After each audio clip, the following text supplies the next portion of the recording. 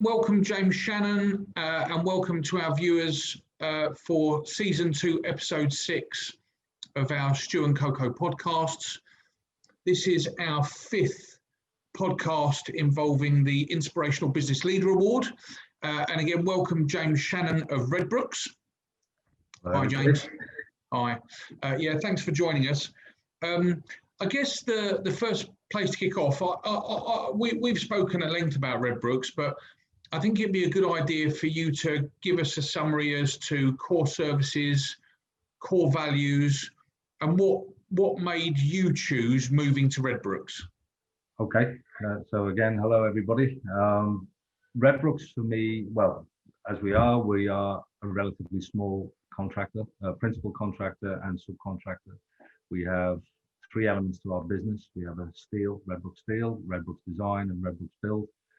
We work on everything from NHS works, which we're currently undertaking at various different hospitals around the UK, refurbishment of wards faced with the current COVID issues that we have, projects that we move exceptionally quickly on, right the way through various different iterations of the industry to international data centers on the European market. Currently pushing those towards Africa as well, which is an exciting step. Not worked in Africa before. And in terms of, I guess, the team and our core values, we are a family-run business. There are 2 generations of the same family that run. Scott as Chief Operating Officer, his son Lloyd within the design team, and it's a very family-friendly, for me, warm and fuzzy feeling that I get when I go into the business, into the office. And spend time with people who I think are pretty good at what they do. They're fun to work with, and thankfully we deliver a quality product that clients seem to like and ask us to do over and over again. So that for me is Redbrooks. Understood. Okay. So look, before we start talking about who your nomination is for your Inspirational Business Leader over the COVID period, tell us about your chosen charity. So my chosen charity, and I will get tongue-tied because I normally do, it's the Multiple Sclerosis Society UK. The reason I've chosen this charity on this occasion is my sister Catherine, the elder of my 2 sisters, unfortunately was diagnosed with MS around about 3 years ago. Thankfully has had intervention and is now on a course of treatments which will unfortunately go on indefinitely, but those treatments are maintaining her levels of health as they currently are. So she's currently in a very good place, but it is a life-limiting disease. It's quite debilitating once it does get hold of people, and as a consequence, it was very easy for me to make a charity decision in terms of the MS Society. So the MS Society, it's a great and worthy cause that's very close to your heart. It's something that's very personal to you. And again, if this podcast and your Inspirational Leader gets the most votes and likes, we look forward to donating to your chosen charity. So just to recap on Redbrooks again, and then we'll talk about your Inspirational Business Leader. Redbrooks is a business that, again, as you said, incorporates design, fabrication, and a principal contracting service, but also a CM service to a pretty diverse range of clients. I know we talked about major data centers, and that's UK and overseas, isn't it? It is, yeah. Yeah. So throughout the UK, probably in terms of Europe, is the primary focus for data centers, with Amsterdam, Frankfurt, and Paris not far behind. Yeah. The UK really is at the forefront of data management and data service provision. So we do work throughout the UK. Sorry, that's my 7-year-old that you might be able to hear in the background, Patrick, helping himself to Lego. Good. Wants to be a builder. Put him off quick. Oh no, he's actually got his toolkit. There you go. So sorry, throw that thought. Yeah, so data across the UK, data across Europe. Yeah. On top of that, you said a little bit of health and life science in terms of hospital refurbishments. Yes, we're currently undertaking a number of refurbishments for the NHS at various different hospitals throughout the southeast, and they are, quite urgent projects at the moment, especially with COVID as prevalent as it is, and a lot of these wards are actually being made COVID ready. So it's a full strip, take them back to the bare bones, and then build out full MEP, and then full build out to required service level. Nice. And then and one thing you mentioned to me, James, which I think chimes in with everything you're saying, including your choice of charity, is you used the word care again and again. Yes. You used it in terms of what you thought about Redbrooks in their approach to staff, employee engagement, in their approach to their clients, in their approach to their supply chain. You used it, you used it in terms of why you want to work for Redbrooks, and you also use it most importantly in the person you're about to nominate for your inspirational business leader. Yes. So, on the topic of care and quality, who is your inspirational business leader and why? So my inspirational business leader is Barry Reynolds, who is the design lead for Redbrooks.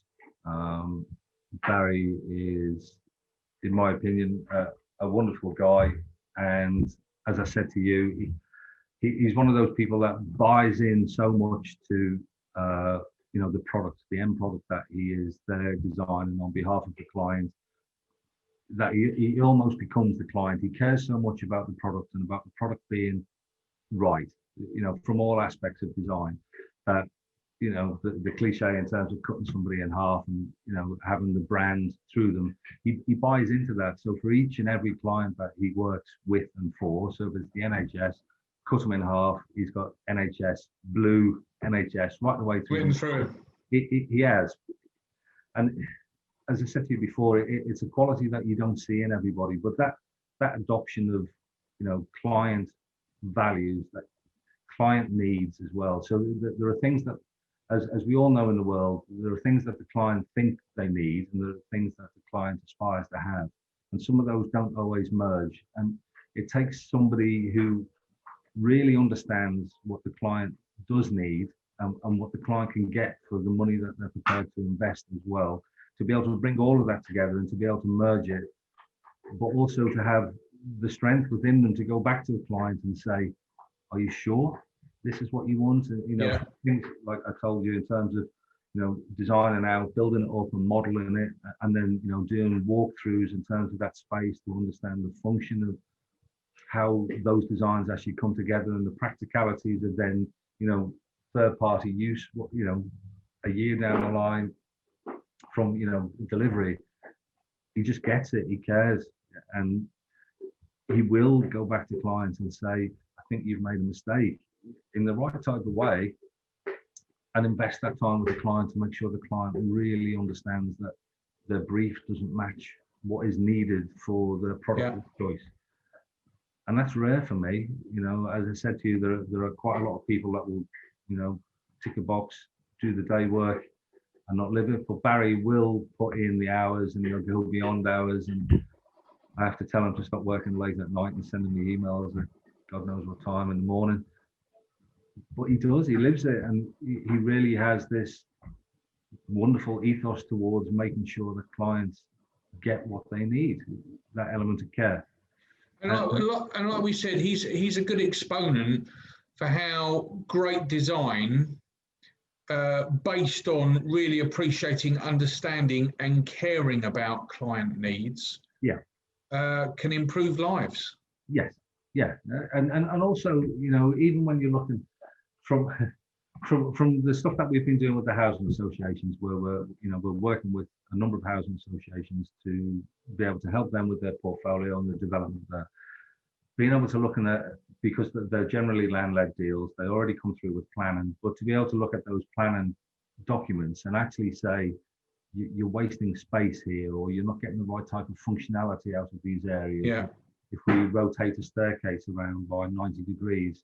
Well, also when those developments are often driven by lowest common denominator, aren't they? Often. Yeah, they are. Yeah, and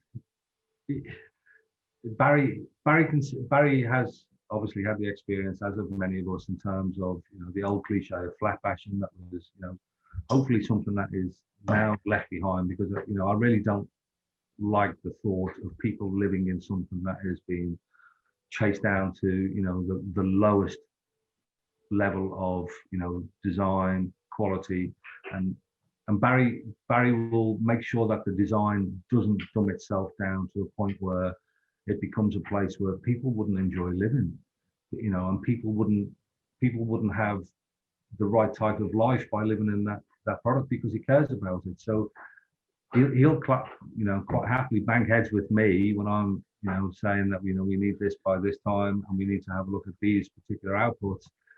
He'll quite happily come back and say no, and he'll say, we need to bring the clients in, we need to have a chat with them, and we need to talk to them about X, Y, and Z, because with some minor changes, we can actually give the clients and the clients' end users, the housing association, their end users are people. They're people with families, kids like my kids. We need to make sure it's right for them, and that element of care that he presents, and that warmness. There you go. And that warmness that he presents with it, like everybody else, he can be prickly, but that warmness that he presents with the clients in terms of understanding their needs and understanding what the end user's needs are from that design point of view, for me, is quite special. Yeah, and what makes him different. That's fantastic. It's very warming to hear you say that in such a positive, almost evangelical type manner.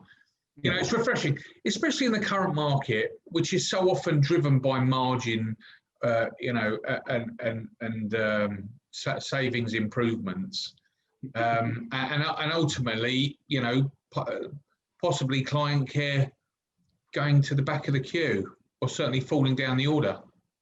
It's one of those things that you mentioned about why I went to Redbrooks. It's one of those things that is a real sort of positive outlier with me, that at Redbrooks I feel that I have not only the right and the avenue to be able to talk to clients and actually say, you could potentially be wrong in doing this.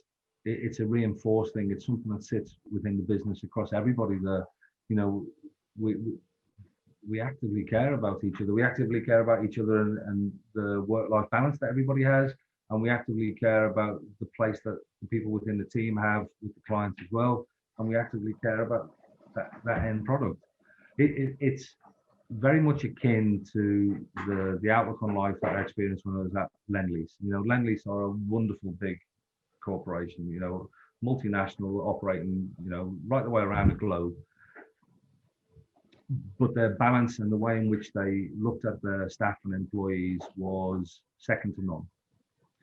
But it seems as though everybody within Redbrooks has the same belief. Obviously not the same kind of budgets to spend on it and everything else, but that positive view on having a work-life balance, caring about the things that you're doing, and the hope that that care builds and delivers better places. That's the only way I can put it into words, to be honest. Yeah. And actually the profit motive should be consistent with that. Through a mixture of repeat business, happy clients. Well, that's the hope for everybody.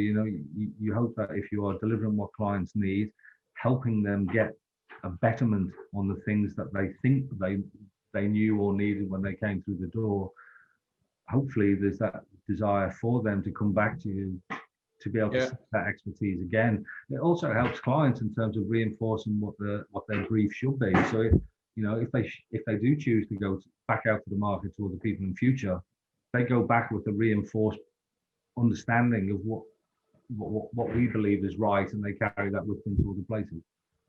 Perfect. Well, James, fingers crossed for you.